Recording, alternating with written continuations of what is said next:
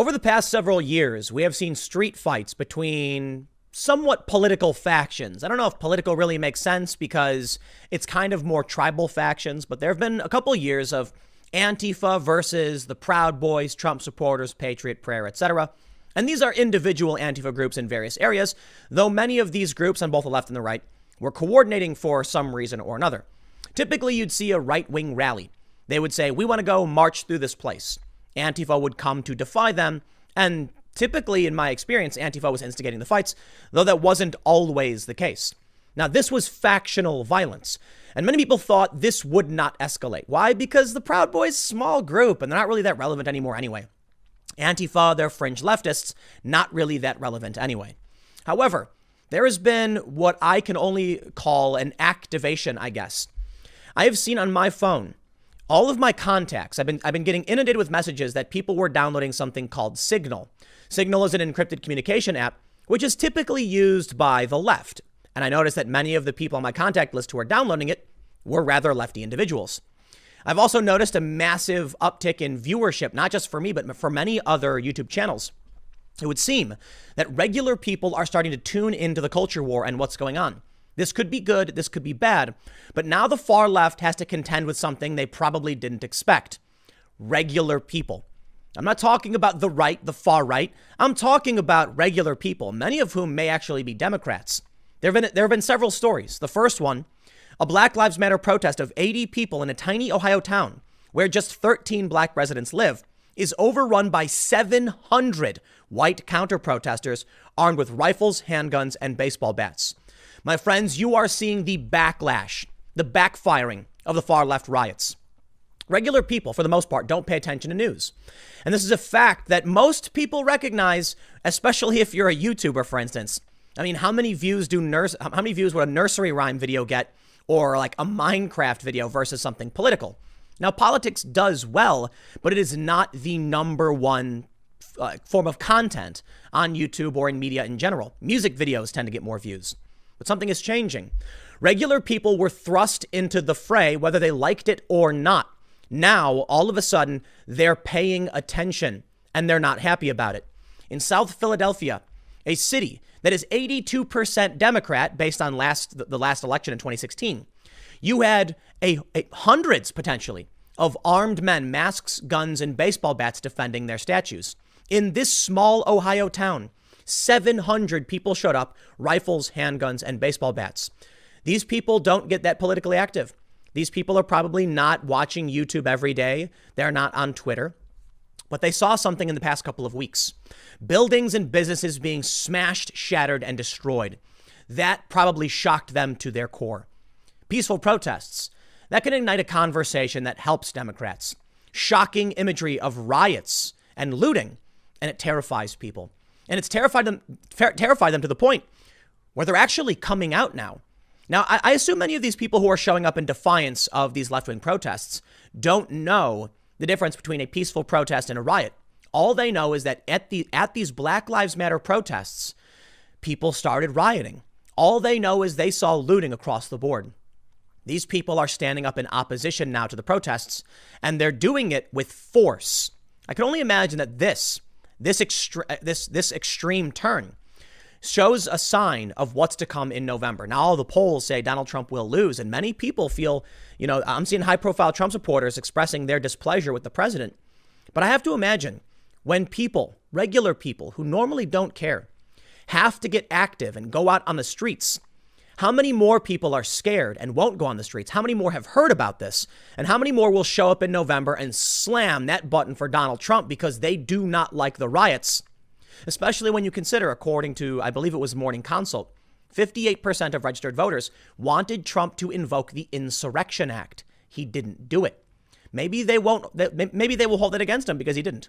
Or maybe they will crave law and order like I have been warning for the past few years. When I actually would talk about Antifa versus the Proud Boys, I said, so long as the far left keeps up the violence, eventually regular people will demand law and order. And as we know through history, these riots result in Republicans winning. But when you've convinced apolitical people, notably in Philadelphia, a blue city, 82%, to show up with baseball bats to oppose the far left, I can't imagine these people are going to be like, Biden's the guy for us. I want to read for you now some stories talking about how regular people are now rising up and defying the far left. And I want to talk about what this means. Now, you may not have seen it in the news, and certainly I haven't been talking about it in some of my videos, but these protests haven't stopped. In Portland and DC, in many small towns, there are still active protests, in some instances, active riots, notably in Portland. At a certain point, the regular American breaks and they say, I can't live like this. You have locked us down for months over the pandemic. Then you came and cheered for these people to protest, and they destroyed my town. These people are now taking matters into their own hands. In, I believe, Portland, a guy just crashed his car into people. I mean, these things are getting serious. Let me start reading. Let me read for you this story, and we'll break down exactly what's going on. But before we do, head over to timcast.com/donate if you would like to support my work. There's many ways you can give. I have a P.O. box if you want to send things. But the best thing you can do is just share this video. I'm competing with the mainstream media on YouTube, and YouTube props them up. Many of you may not know this, but you can't even Google search this channel. There is one way around Google's censorship or throttling, sharing. There's nothing they can do to overcome your willingness to say, hey, everybody, check out this video. It really does support the channel. But if you just want to watch, hit the subscribe button, hit the notification bell, and let's read the news. From the Daily Mail. Black Lives Matter protest of 80 people in tiny Ohio town, where just 13 black residents live, is overrun by 700 white counter-protesters armed with rifles, handguns, and baseball bats. They say a Black Lives Matter protest was overrun. Heavily armed white men and women from motorcycle gangs and Back the Blue groups flocked to the small town of Bethel Sunday, shouting Blue Lives Matter and All Lives Matter, and facing off with the small group of village residents who had been demonstrating peacefully, calling for an end to systemic racism and police brutality across America. Shocking video footage showed a protester being surrounded and violently punched in the back of the head by a counter-protester in front of two cops who stood by and did nothing. Clashes between the two groups persisted for a second day Monday, leading the police chief to declare a curfew for the population of just 2,828, and several people were arrested. Sunday's demonstration was planned by Bethel's Solidarity with Black Lives group as a peaceful affair, and was expected to draw around 25 people, showing solidarity with the movement to end racial inequality.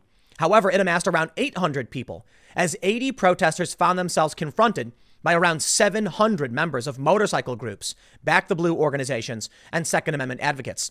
The counter-protesters, some of whom are believed to have come from out of town, were pictured with rifles, bats, and clubs slung over their shoulders, while some wore Donald Trump t-shirts. They yelled Blue Lives Matter and All Lives Matter, and allegedly threatened the protesters and ripped Black Lives Matter signs out of their hands. Around 250 motorcycles were used to take over the protest area, forcing out demonstrators.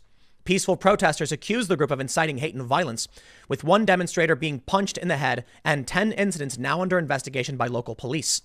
Horrifying footage circulated on social media showing cops standing by and taking no action as a peaceful protester is punched in the head by one of the counter-protesters. Now, let's make one thing absolutely clear. Peaceful protest is an American tradition. I mean, protest, even sometimes not necessarily peaceful, is a part of American history.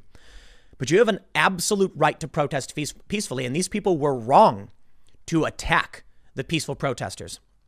The only problem, what does peaceful protester even mean at this point? I honestly don't know. What we're seeing now is a fear and factional violence, and I can't tell you who started what. Now, it's very easy for them to say the protest was peaceful. These people attacked them. Maybe that's true. And if it is, shame on those who would attack peaceful protesters. I seem to recall a video from MSNBC, however, where there was a police station being burnt to the ground while they said it was peaceful. I seem to remember all of these violent riots where they said things were peaceful. They don't seem to want to tell you what really is going on. So it's very hard for me to judge who started what. So I won't. What I will tell you, though, is it's unsurprising to me that 700 plus people came out and defied this protest group for one reason. They don't know what the intent of the protest is. They can call themselves peaceful, but we just went through weeks of violent riots. At this point, regular people are going to say, no, I don't know. I don't care. Stop. Take a look at this story from the Chicago Sun-Times. Video shows retired Chicago judge swinging at protester after Columbus statue defaced.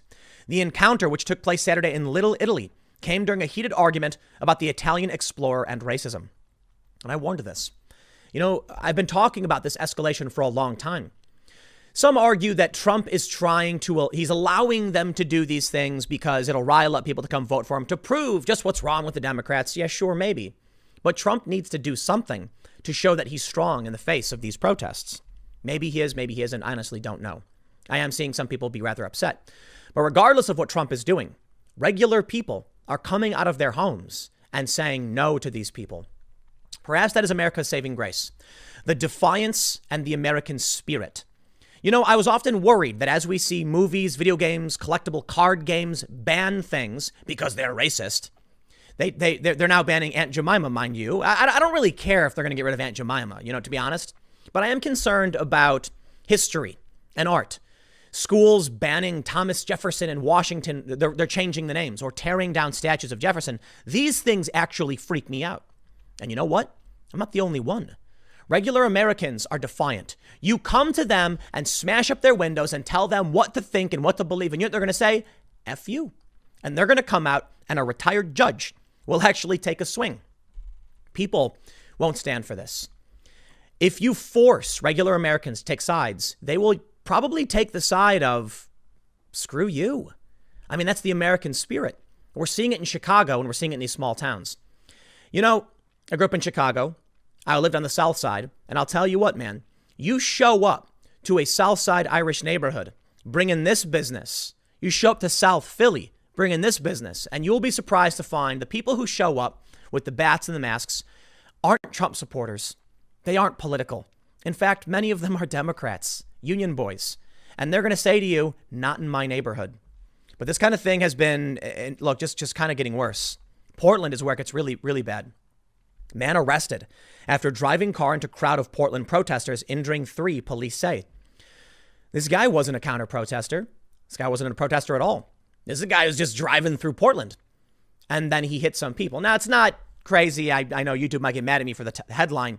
He didn't go full speed. It wasn't, he was slowly driving through and he pushed people out of the way. They rolled up on the hood, fell off. They got injured. Yeah, it was kind of bad. This guy came back, got out of his car, yelled some stuff, and then drove away. Regular people are being forced to engage in this kind of conflict. We also saw something rather shocking in New Mexico. The guy got shot. The guy got shot at a protest. And they argued that the guy who had the gun was a militiaman. Turns out he wasn't. The local militia actually came to the aid of the man who got shot. But when 3 people were hitting this guy and yelling, this guy fought back. Apparently, the man who shot was a former city councilman. I'm telling you, regular people are being pulled into the fray. And I believe they're going to overwhelmingly side with law and order. They don't care about your revolution. They don't want a revolution. They want to order a slice of pizza, crack open a beer, and watch the game. For better or for worse. Maybe it's better that people pay attention to what's going on and they get active and fight back. Maybe it's better that they stand up for what they believe in. Maybe it's better they don't. I don't know. But they are. And that's all that matters. South Philly, man, I tell you what. I looked this up. I mentioned it several times. 82% Democrat. They came out and surrounded a statue of Christopher Columbus. And I don't think these guys even know or care a whole lot about Columbus. This is more about you coming into our homes and telling us we can't appreciate art. Telling us we can't hang up a statue. We can't put up a statue. Telling us what pictures we're allowed to actually display. What card game cards we can use. Eventually people say, nah. Look, you want to have a conversation. You want to vote democratically. We'll take this into consideration. You want to show up with weapons, bats, ropes, and vandalize our town. We're going to say no way. And regular people are doing just that. This story I covered a couple days ago. It's actually kind of shocking because there was a left-wing journalist who was filming, got roughed up a little bit. I'm not cool with that. But you know what? I'll tell you what. There's a big difference between Antifa showing up to someone's neighborhood, occupying several city blocks and telling you you can or can't do something, and residents telling you can or can't do something. Look, man, when Antifa tells journalists not to film, when they attack people who hold different views, you see that video of them dragging the preacher through the Chaz in Seattle? It's freaky. These are people who show up to our neighborhoods and tell us what to do. Now, what's happening in Philly is a little different. I understand it's also bad when these local residents in South Philly rough up a journalist, tell him he can't film. That's not okay. He can. But you have to respect when you go into someone else's home, when you go into someone else's neighborhood. And yeah, that goes for me too. I have covered this stuff for nearly a decade. Okay, in the past few years, I haven't been on the ground, but for the first 6-7 years, I was. And I always made sure to tell everybody, when you go into a neighborhood that is not your own, you must respect the people who live here. Yes, you have a First Amendment right, but be mindful of how local residents will react to what you're doing in their neighborhoods. I know this. I covered Ferguson. Now, a lot of people, they would point the finger at me and say, you would go to Ferguson and film things, and they didn't want you there. And that's not true. We stayed, for the most part, on West Florissant, where the police were active and there was violence. And when we went into the neighborhoods, we were very cautious with our cameras and always asked permission. We didn't need to. We're allowed to film. But think about what happens when you go to South Philly, you go into their neighborhood and you want to take down a statue. They're going to fight. They shouldn't hit you, but they're not going to stand for it, man. Over in Seattle, we're now seeing what things are really like for people who don't have access to the police. Everything you're seeing with these people taking matters into their own hands should show you what the next wave of no police will be. Seattle business owner near protest zone detains robbery suspect. Police never show up despite 911 calls. Yeah, it's unfortunate because the cops can't show up. The first thing you will see with no police is chaos. The next thing you will see is armed vigilante groups. I don't even know if vigilante is the right way to phrase it, but I guess technically they're taking the law into their own hands because no one else is. That's kind of what happened in New Mexico. The militia that was there, they call themselves the New Mexico Civil Guard, wrote in a post they backed off and were going to watch as the protesters toppled the statue. I guess they were there because the police weren't doing anything. But the guy who had the weapon, who was attacked and then fought back, the guy with the gun, he was probably someone he was someone showing up saying, I'm going to stop you from breaking the law. When the police don't do their jobs or they're not around to do it, regular people will start to rise up. In this instance, it was one guy. The New Mexico Civil Guard backed off. What do you think happens when these far leftists start showing up to smaller towns like we saw in the first story? It's not just going to be one person. It's going to be 700. What happens when they show up in, a big city or a suburb? It's not going to be 700. It's going to be 70,000. Well, okay, maybe not 70,000, but eventually you're going to get a lot of people saying enough. No way. So maybe 700. I mean, I got to admit, the reason I would jump to a number as large as 70,000 is because you got to think about the 10 million people who live in New York. And what happens when they go up to the northern part of the city and a lot of people are saying no way. Eventually, you get numbers that are massive. I mean, we're seeing protesters in the tens of thousands. 700 people showed up in a town of 2,800. So what does that mean for the big cities? I think it means things are going to start getting particularly crazy. Check out this. This tweet's going viral. And I'll tell you what this means, this tweet. It's an image. It's a video of a woman that they're calling, Officer Karen. You're making a mistake. In this video, the woman I got to admit, I think it's kind of cringe, not trying to be mean, but she talks about how she orders an Egg McMuffin from McDonald's. She pulls up her mobile phone. She orders through the app because she wants to have the food prepared before she gets there. Upon arriving, they tell her that, in fact, her food isn't quite ready and to pull ahead. And she starts to get nervous and says, I don't want the food anymore. Now, a lot of people are making fun of her. They're attacking her, saying, maybe you should quit being a police officer. Maybe you should maybe they should arrest the police officers involved in the killing of Breonna Taylor and things like that. Listen, man, this is a woman working for the police department who has nothing to do with anything you're talking about. Every single cop is not some evil villain twirling their mustache. It's just some lady who wanted to get an Egg McMuffin. Now, to be honest, if it were me and I didn't get my Egg McMuffin, I'd be like, I'm going to leave. But do you not understand why she's freaking out? We've had many stories about police having their food tampered with. May all be coincidence. The story in New York, now they're saying that, in fact, the police never actually ingested anything at all. Well, the police still went to the hospital. And the initial report was that they had been poisoned. The police asserted it was intentional. They later said that it was actually remnants of the cleaner from the shake machine. Now I think Shake Shack has said there was actually no contaminant at all. Maybe. That's the official statement from Shake Shack. Believe what you want. Perhaps it's not true the cops drank anything. Maybe they drank milkshakes, their stomachs started to hurt, and they got worried. But we heard from 2 National Guardsmen who said there was glass baked into their pizza. We heard from one cop in Alhambra, basically Los Angeles. They found a razor blade in their food. These could all be coincidental. But you got to understand, cops are on edge right now, which is really dangerous. It really is. We saw a viral video of one cop saying there's a crusade against the police, and because of that, his 10-year career was over and he was quitting. Now you can see this officer. Let me explain to you why she was freaking out and what this means. She ordered her food in advance because she didn't want the people at McDonald's to know that she was a cop out of fear they would tamper with her food. Her food should have been done already if she ordered it in advance. So as she pulls up saying, "Can I have my food?" and they say it's not ready yet, she's probably thinking they're going to tamper with my food right now. Because they should have just handed her the bag, right? You order in advance for pickup. The food's ready when you get there. She was freaking out. Now, I got to admit, if it were me, I'd carry on. I wouldn't make a video where I'm crying because I didn't get my Egg McMuffin. I probably wouldn't overreact. And if I got the food, I would check it. But she is on edge because police feel like they're under attack across the country. The NYPD union came out and they were furious. You know what? We need police reform. But you got to understand, as police become demoralized and start to resign across the country, what is to come will not be pleasant for the far left, at least as far as we can see right now. Which brings me to my final and my main point here. Regular people rising up, and they will not have the tolerance that some of these officers have. You have complained, yes, about police brutality. You have said it is not right that that cop kneeled on that man, and we agreed with you 100%.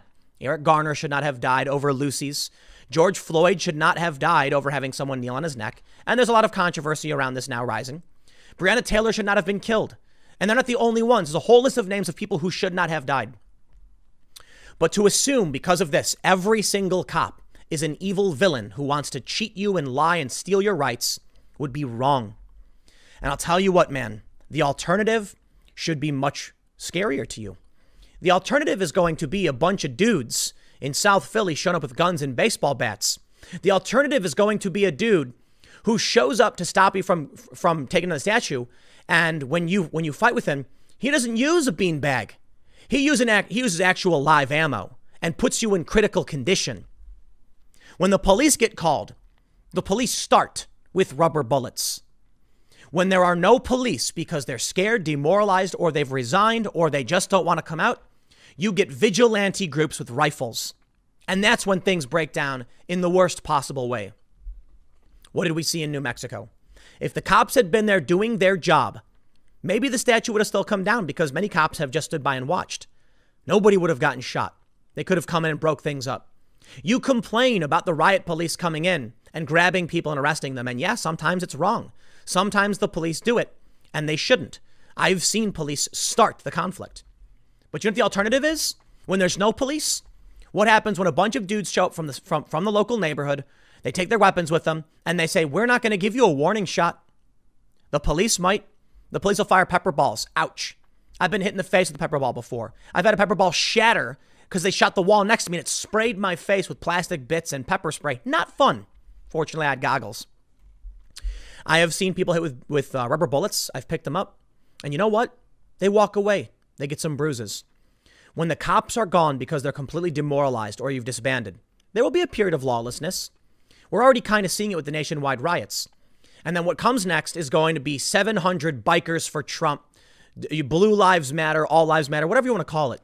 There's going to be a bunch of people saying, you do nothing, you protest peacefully, you're good. You cross that line, they're not going to restrain themselves the way a police officer would. This guy in New Mexico got charged with aggravated battery. He may actually get off on self-defense charges. If the police showed up, this would not have happened. If the police were there to keep things in line, it would not have happened. But you know what? The left is saying defund, disband, or even abolish the police. And in many areas, they've done just that. New York has gotten rid of a 600-person unit, reassigning all these cops. We've seen in Los Angeles and New York a diversion of funds. Minneapolis has outright disbanded their police department. And there are many more calls to do just that. So I'll tell you what, I think the far left wants this to happen. They want to force regular people to join the fight. But I gotta tell you, man, the right is not the instigator. The right is not instigating this. The right, for the most part, is complaining online to their own detriment. And the left is going out in the streets and destroying things. Eventually, regular people who don't engage in politics will be activated. And I think we're seeing it now. So to bring it back to the beginning, to the first point, I see all these people signing up for Signal, and they're lefty people, and I see what they're posting online, and they are 100% being activated towards the left and the extremist left. And I then see viewership skyrocketing for moderate and conservative channels on YouTube. People saying no to the violence, people saying no to defund the police, people saying yes to law and order, because that's what we really need. And that makes me realize when you see these people show up in Philly, I don't think these people are Republicans, but I think you just made them Republicans. If they're going to come up and say no to you, if they're going to watch the videos of the Bernie Sanders campaign staffer saying put these people in camps to educate them, will they go out and vote for Joe Biden? I don't think so. I think they're being forced to enter the fray they didn't want to. And they're going to ask, who is going to do this? Because I don't want to. You think any of these people, these South Philly guys wanted to come out with baseball bats? Or do you think they wanted to hang out with their buddies, have some wings, crack open a beer and talk about sports or something? It was all taken away from them. Well, now they're going to be given a choice. Joe Biden can fall asleep on the job, or you can hire the guy who says law and order. Now, Trump may not be doing a good enough job right now, but maybe they don't want to support the left. Maybe they will say, you know what, Trump, please, can you clean up the mess? Once Trump is in his second term, I think the floodgates will break open, for better or for worse. And I think this is leading to a Trump second term. It's hard to know for sure, man. I'm seeing, like I mentioned, high-profile Trump supporters saying they're not confident, they're not happy. But if these regular people now are confronted with an extremist left, why would they vote left? Even if Joe Biden has nothing to do with it. Is he coming out and condemning any of this? Nope. Trump is. And they're going to be like, Trump, please do it. Now, when Trump doesn't have to worry about a re-election, he's going to be like, all right, I will. And then he will bring out the Insurrection Act. I believe that Bill Barr and Donald Trump, if Trump is reelected, will unleash floodgates that will rain down a torrent upon this country. And again, for better or for worse. I think we're going to see indictments. I think we'll see people get arrested from the previous administration. I think we're going to see a rapid advancement of certain regulations on big tech, censorship and things like this. And I think you may actually see the Insurrection Act. You may actually see the National Guard and the military be deployed to restore order in this country. Again, for better or for worse. And like I said, 2 years ago, 3 years ago, if Antifa keeps doing this, the people in this country will cry out, save us, to Donald Trump. And that's how you will get a rise of the police state and authoritarianism, not because of the left. We'll see how things play out. Next segment's coming up at youtube.com/TimCastNews at 6 p.m. And I will see you all then.